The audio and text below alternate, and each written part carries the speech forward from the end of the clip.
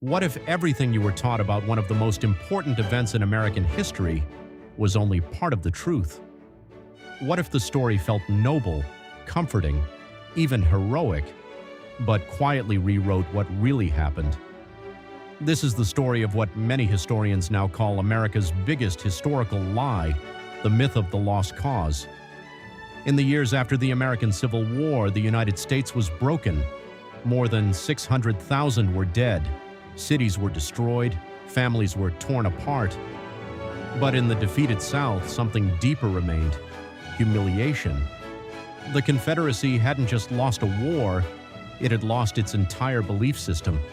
A society built on slavery had been proven wrong, and for many that truth was too painful to accept. So instead, they rewrote the story. Almost immediately, former Confederate leaders and their supporters began reshaping history. Groups like the United Confederate Veterans and the United Daughters of the Confederacy led the effort. They didn't just remember the past, they reinvented it.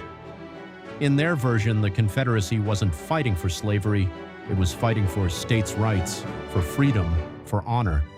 Slavery, they claimed, was just a minor detail, but the real documents tell a different story. If you read the declarations of secession, slavery is everywhere, clear, direct, unmistakable. Mississippi said it plainly. Its position was thoroughly identified with the institution of slavery.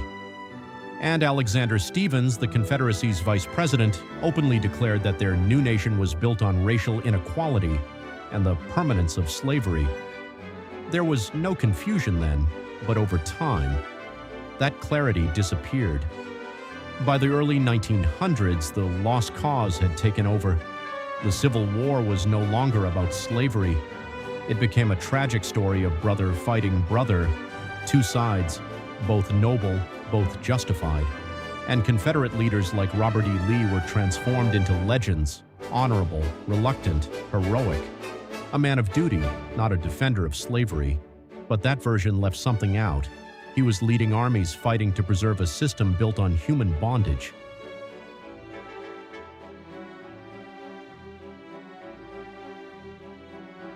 This wasn't accidental, it was deliberate.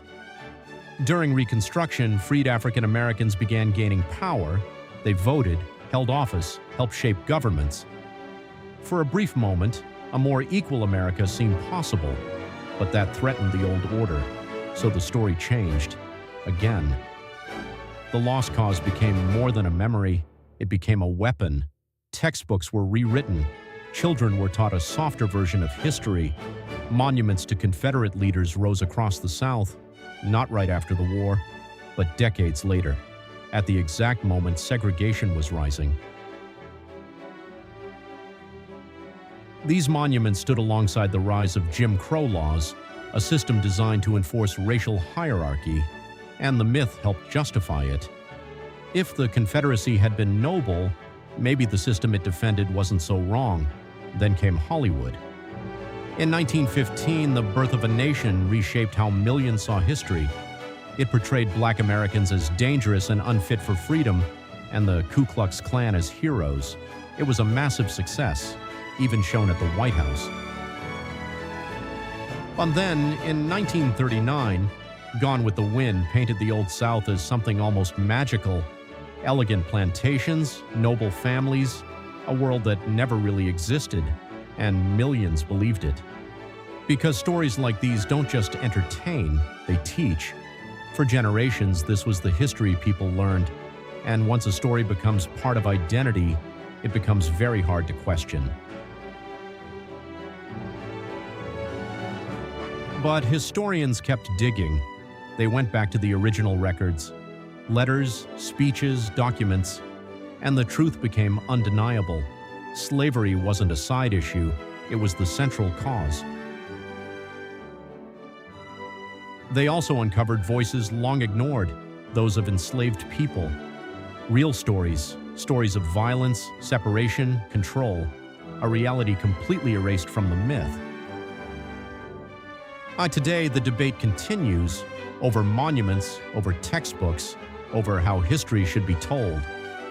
Some say changing the story erases history. Others say the myth was the real erasure, because this story isn't just about the past, it's about who we are and who gets to tell the story. The Lost Cause reminds us of something powerful, that history isn't just facts, it's interpretation, it's memory, and sometimes it's manipulation. But truth has a way of coming back, even after generations, even after silence. And maybe the most important lesson is this: the biggest lie isn't always a single false statement. Sometimes it's an entire story we were taught